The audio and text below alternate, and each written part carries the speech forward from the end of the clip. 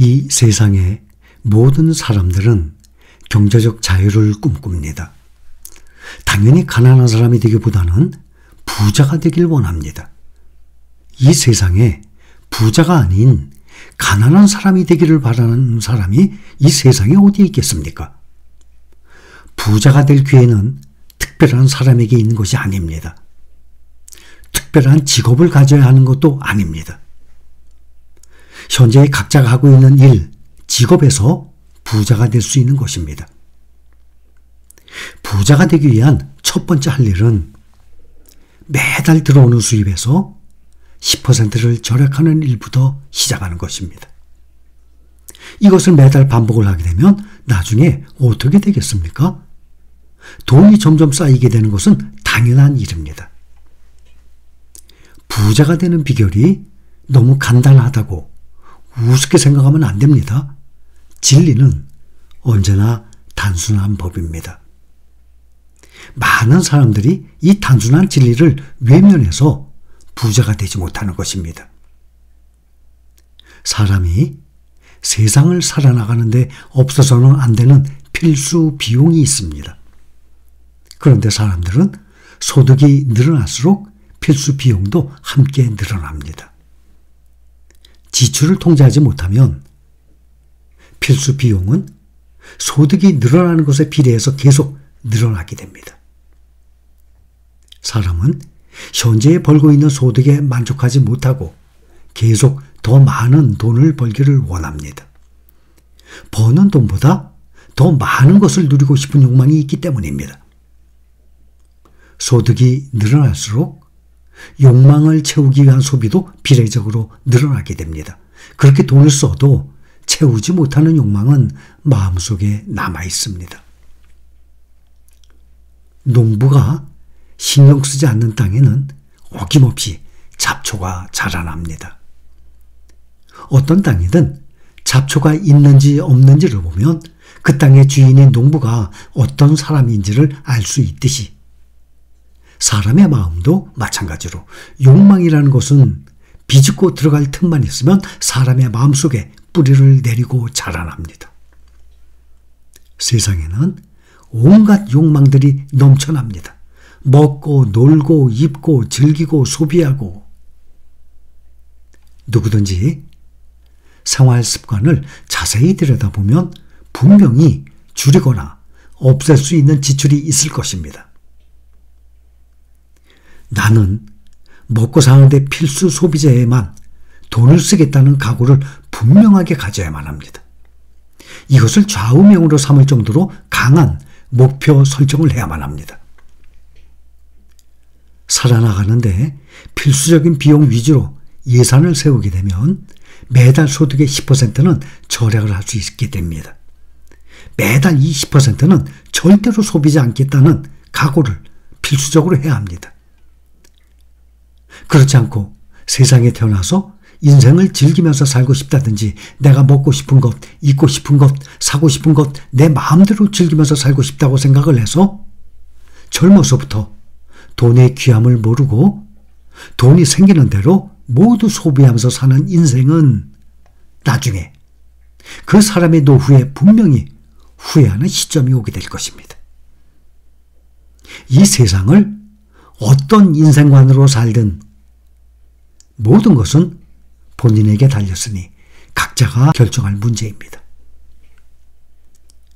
계획적인 하루하루의 삶은 돈이 새는 것을 알려주고 그것을 막을 수 있도록 해주고 꼭 필요한 곳에만 소비할 수 있도록 해줍니다. 그래서 계획이 중요한 것입니다. 현재의 소득에서 10%를 절약한 후에도 얼마든지 인생을 즐기면서 살 수 있습니다. 현재 내 한 달 소득에서 100%를 모두 소비를 해야만 인생을 즐길 수 있는 건 아닙니다. 10%를 절약한 후에도 얼마든지 마음먹기에 따라서 인생을 즐기면서 살 수 있는 것입니다. 인류 역사상 최고의 부자로 유명한 석유왕 록펠러는 이런 말을 했습니다. 나는 절약이야말로 계획적인 삶의 필수 요소라고 믿는다 라고 말했습니다. 이건 우리가 살아가면서 평생 잊지 말아야 할 명언입니다. 세계 최고, 역사상 최고의 부자 록펠러가 한 말이에요. 나는 절약이야말로 계획적인 삶의 필수 요소라고 믿는다. 경제적 자유를 얻고 싶다면 이미 그 길을 거쳐간 성공한 사람들의 이야기를 듣고 그 사람들의 성공과 실패담을 내가 가는 길의 이정표로 삼는다면 나 또한 경제적 자유를 얻기 위한 목표를 달성하는데 큰 도움이 되겠죠. 미국의 기업가, 또 작가, 동기부여 연설가예요. 짐 론이라는 사람이 있습니다. 정말 이건 마음에 와 닿는 말이에요. 부자들은 돈을 투자하고 남은 것을 소비합니다. 가난한 사람은 돈을 쓰고 나머지를 투자합니다. 라고. 여러분, 정말 가슴에 와닿지 않습니까? 저는 이 짐 론의 이 명언을 보고 보자마자 정말 가슴에 와닿았습니다. 저는 우리 신림가족 여러분들이 돈을 투자하고 남은 것을 소비하는 분들로 알고 있습니다. 꼭 여러분들 중에 부자가 아니더라도 말이죠. 매달 소득의 10% 이상을 절약할 수 있다면 더욱 좋죠. 10%가 아니라 20%, 40%. 무려 한 달 소득의 반이라면, 50%라면 경제적 자유를 얻을 수 있는 기간은 그만큼 더욱 짧아지는 것입니다. 이렇게 매달 소득의 10% 이상을 줄이는 목표를 실행을 했다면 이제는 이렇게 절약한 돈을 굴려서 불리는 방법을 실행할 차례예요. 부자로 가는 건 길이에요. 스텝 바이 스텝. 처음에는 돈을 절약해서 월 소득의 5%든 10%든 내 능력껏 돈을 모으는 겁니다. 그 다음에 그걸 실행을 했으면 그 다음 실행 단계가 그걸 가지고 돈을 굴려서 불리는 방법을 실행하는 차례예요. 일단 돈이 모이기 시작하면 그것만으로도 얼마나 뿌듯합니까? 나 자신이 자랑스러워집니다. 모인 돈이 점점 커질수록 자신감도 비례해서 커져요. 이 감정은 돈을 모아본 사람은 압니다.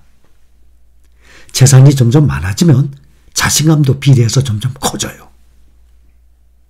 이렇게 모아진 돈은 이제 시작일 뿐이에요.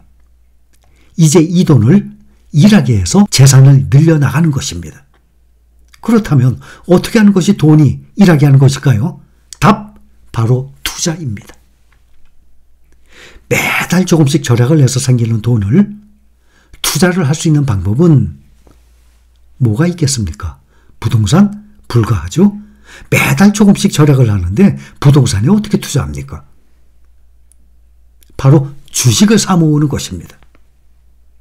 우리는 이렇게 돈이 일하게 하는 방법을 잘 알고 있습니다.